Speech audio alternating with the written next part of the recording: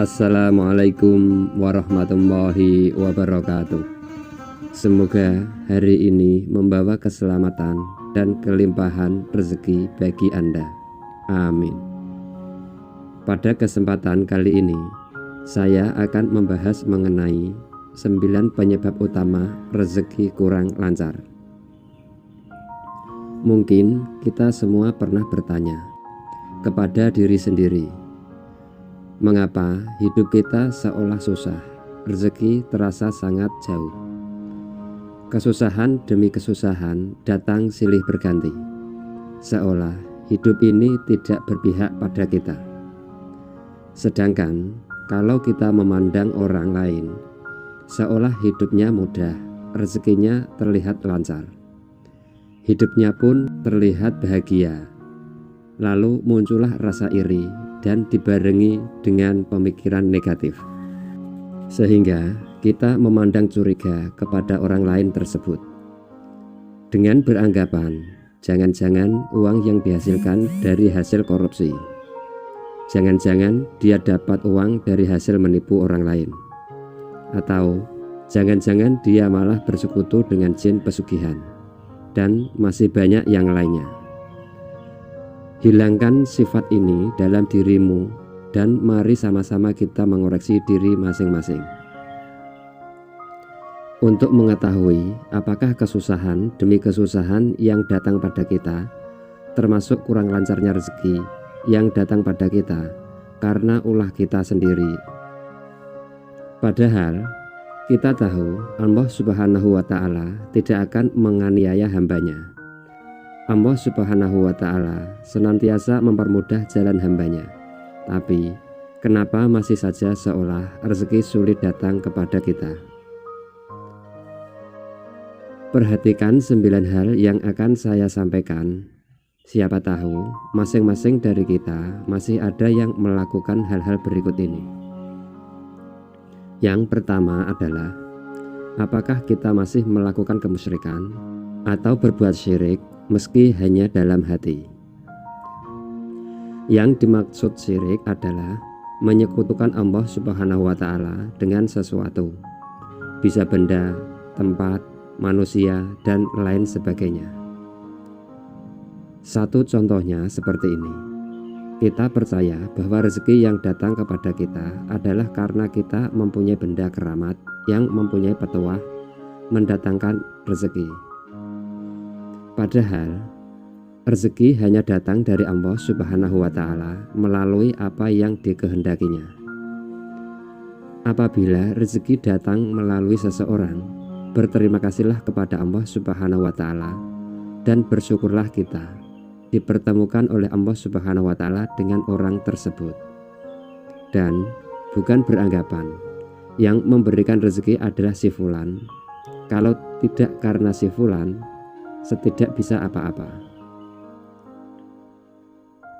Jadi jangan seolah memuja-muja si fulan yang mampu memberikan rezeki kepada kita semuanya. Berterima kasih boleh-boleh saja, asal tidak terlalu berlebihan.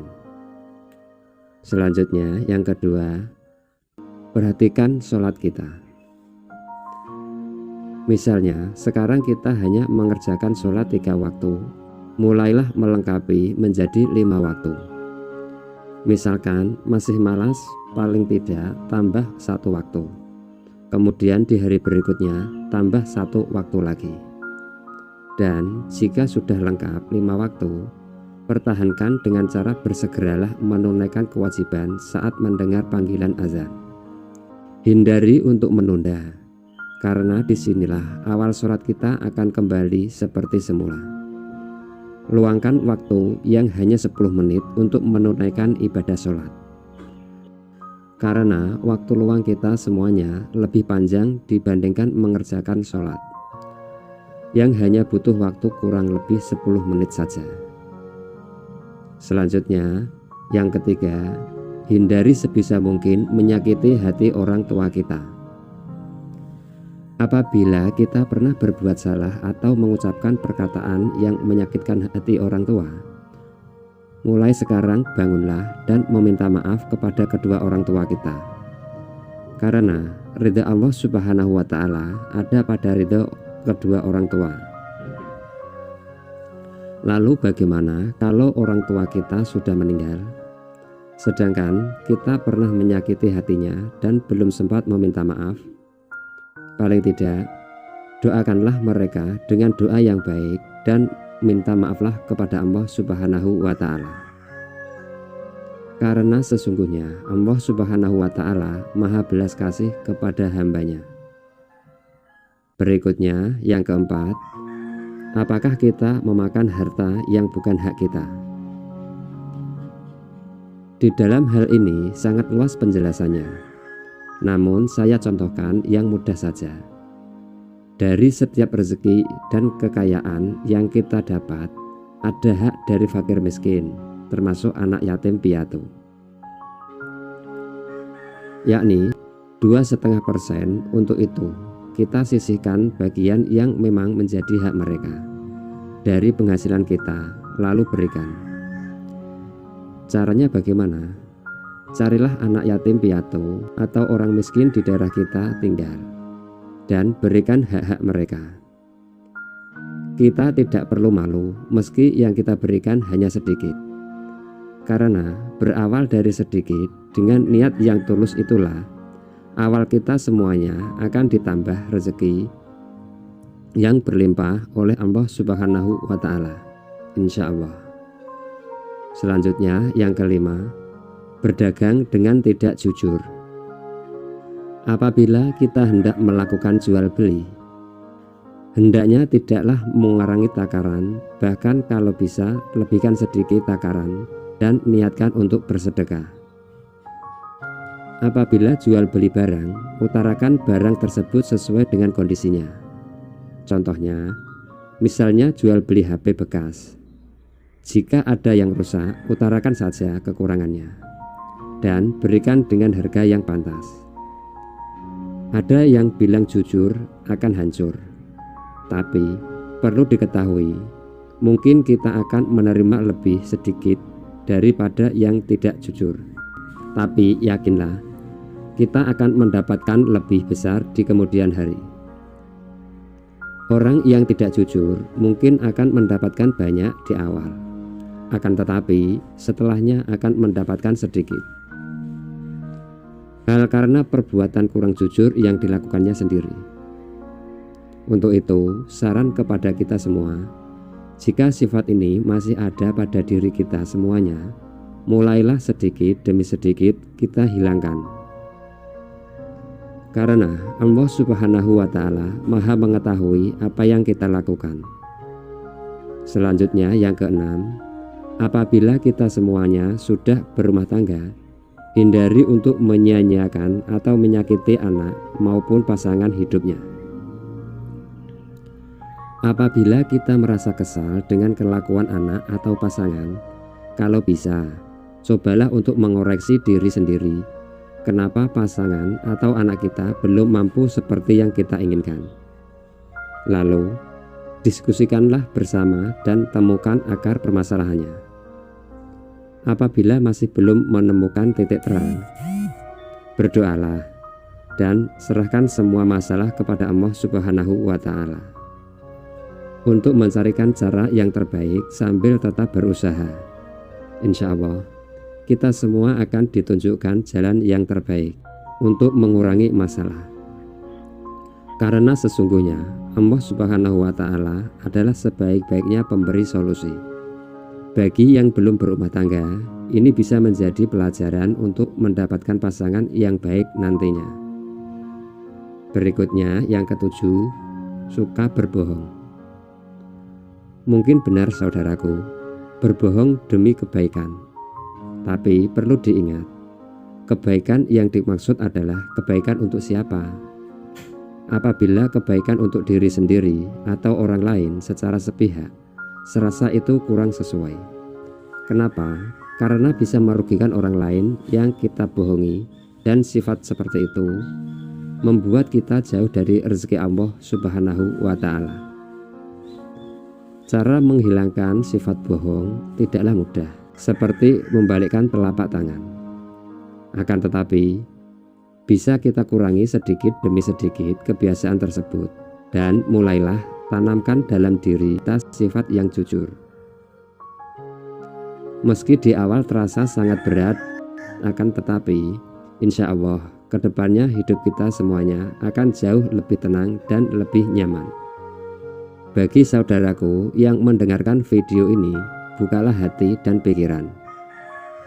Saudaraku semuanya, ketika pasangannya ingin mulai bersikap jujur, hindari urusan yang menyalahkan. Hindari untuk saling menyudutkan pasangan. Dukunglah dengan perkataan maupun perbuatan yang baik, dan mulailah untuk saling memaafkan. Insya Allah akan mendatangkan rezeki yang luar biasa dari Allah Subhanahu wa Ta'ala. Selanjutnya, yang kedelapan, memerintah atau berkuasa dengan sewenang-wenang. Maksudnya adalah apabila sedang menduduki jabatan penting atau menjadi pemimpin dalam rumah tangga, hindari untuk menyalahgunakan kewenangan demi kepentingan pribadi. Kalau dalam jabatan, saya contohkan, memudahkan urusan orang lain dalam hal korupsi atau menipu. Seperti yang sudah saya katakan di awal, mungkin akan mendapatkan harta kekayaan yang banyak. Akan tetapi pada akhirnya akan menyebabkan banyak masalah dalam rumah tangga maupun dalam kesehatan. Bagi Anda, para pemimpin rumah tangga, hindari menyalahgunakan kewenangan dalam keluarga. Misalnya, adalah menjadikan pasangan atau anak layaknya pembantu rumah tangga. Perlu diketahui, pasangan maupun anak adalah partner dalam mengarungi samudra kehidupan. Untuk itu, libatkanlah mereka dalam memberikan pendapat, selama pendapat itu baik dan tidak merugikan orang lain. Selanjutnya, penyebab rezeki kurang lancar yang terakhir adalah pelit dalam mengeluarkan zakat atau bersedekah. Sifat ini bisa memicu kerezekian kita semuanya menjadi sulit. Di dalam hal ini, saya mengatakan hukum alam itu berlaku. Maksudnya adalah apabila kita mempersulit mengeluarkan sedekah yang menjadi hak mereka, maka Allah Subhanahu wa Ta'ala pun akan mempersulit rezeki yang akan datang kepada kita. Mungkin ada yang bertanya, katanya Allah Subhanahu wa Ta'ala sangat luas memberikan rezeki. Kenapa kita dipersulit untuk mendapatkan rezekinya? Sebelum bertanya seperti itu, saya meminta untuk tanyakan pada diri saudaraku semuanya. Karena Allah Subhanahu wa Ta'ala berdasarkan prasangka dari hambanya. Jika hambanya mempermudah urusan untuk orang lain dalam hal kebaikan, insya Allah Subhanahu wa Ta'ala pun akan mempermudah hambanya keluar dari segala kesulitan. Ada pepatah yang mengatakan, apa yang kita tanam, itulah yang akan kita tuai. Itulah 9 penyebab utama kenapa seolah rezeki sangat sulit datang kepada kita. Untuk itu, bagi saudaraku semuanya yang mendengarkan video ini, mulai sekarang dan seterusnya, hindari dan tinggalkan sebisa mungkin 9 hal-hal tersebut, dan mulailah menanamkan kebaikan untuk menuai kebaikan pula. Wallahu a'lam bishawab. Demikian yang bisa saya bagikan. Semoga bermanfaat untuk kita semua. Terima kasih sudah menonton. Sampai jumpa di video selanjutnya. Wassalamualaikum warahmatullahi wabarakatuh.